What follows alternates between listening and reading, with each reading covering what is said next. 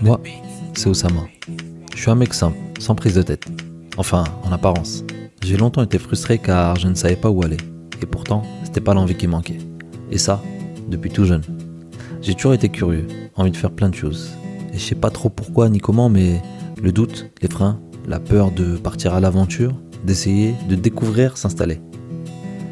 J'étais ce mec, tellement exigeant avec lui-même qu'il ne voyait jamais ce qu'il faisait de bien. Comme si son accident de voiture ne lui avait pas servi de leçon. Ah, mon accident de voiture, c'était en 2009, le 24 mai, un dimanche après-midi.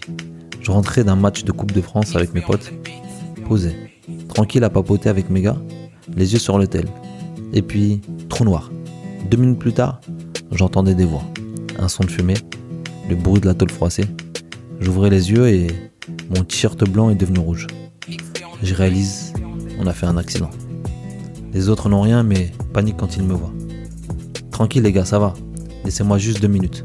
Et je sors. Ma plus grosse épreuve personnelle en 21 ans d'existence. À ce moment-là, je taffais à l'usine. Ça faisait genre 2 mois que je travaillais à la chaîne. C'était mon premier long contrat. Un CDD de 3 mois. Je passais mes journées à mettre mes moteurs de vitres dans des portières, sans compter le temps de trajet. J'étais explosé. Après ça, j'ai tout fait pour reprendre les études. Voilà la fac. Nanterre, université. C'est vraiment quelque chose ce campus. Je galère à m'inscrire, je mets 6 mois à faire du forcing. À 2 doigts de lâcher l'affaire, j'ai une dernière chance. Je la saisis. 2010, me voilà étudiant en fac de sport. C'est lourd, hein?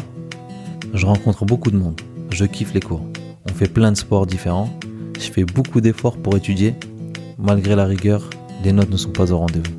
Donc, je redeviens un mec exigeant. Ce mec qui, à force de se dévaloriser, est tombé gravement malade.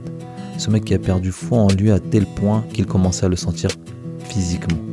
Au début, c'était des blessures, entorses à répétition, tendinite, mais têtu, il préférait garder la tête dans le guidon. Sauf qu'au bout d'un moment, il trouva plus fort que lui. Son ennemi, lui-même, son esprit à travers son corps. Ouais. Et à ce moment-là, mon état de santé s'aggravait de jour en jour. Je maigrissais rapidement et j'étais extrêmement fatigué. Il était difficile de gérer mes émotions et je m'essoufflais en un instant. Très fatigué, j'avais rarement des nuits complètes. Chaque matin, chaque journée était ponctuée de douleurs, entre autres. Je devais m'organiser pour mes trajets. Mes rendez-vous étaient très stratégiques. J'ai gardé ça secret pendant des années.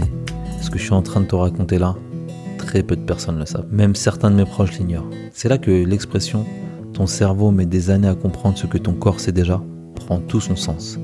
J'entends trop souvent dire qu'on n'a qu'une vie. Et si c'était faux? Si justement, on n'a pas qu'une vie mais qu'une mort. La vie te met à l'épreuve. Et le pire dans tout ça, c'est que c'est très souvent parce qu'elle veut te faire comprendre des choses. Pourquoi je te raconte tout ça? Mon état d'esprit, ma façon de voir le monde. Pire encore, mon estime de soi. Toutes ces choses ont fait de moi qui j'étais. Et puis, au fil du temps, j'ai compris que je devais changer. Comment? À commencer par mon état d'esprit. J'ai donc naturellement trouvé des modèles inspirants qui m'ont rassuré.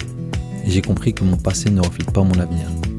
C'est la raison pour laquelle Artisans de l'Esprit rencontre des personnes qui font tout pour vivre de leur passion. C'est des échanges sincères, authentiques et sans langue de bois. Des personnes qui, comme nous, connaissent des galères mais qui coûte que coûte avancent, rebondissent et gardent la foi. On parle de leur parcours et de cultures urbaines. Quand j'ai commencé à prendre des photos, à prendre les gens en photo, dans le quartier, c'était l'idée de base, c'était de témoigner. Tu sais pas? Parce que si tu ne sais pas qui tu es, tu ne sais pas ce que tu veux devenir. Donc t'as beau te raccrocher à des exemples de réussite autour de toi et te dire je veux être comme lui, mais si c'est pas toi, tu peux pas être cet artiste si tu sais pas chanter. Donc moi je savais pas qui j'étais. Je m'étais un peu enflammé quand j'avais dit ça à l'époque. Ouais. J'étais un peu trop optimiste sur la nature de l'être humain. Ouais,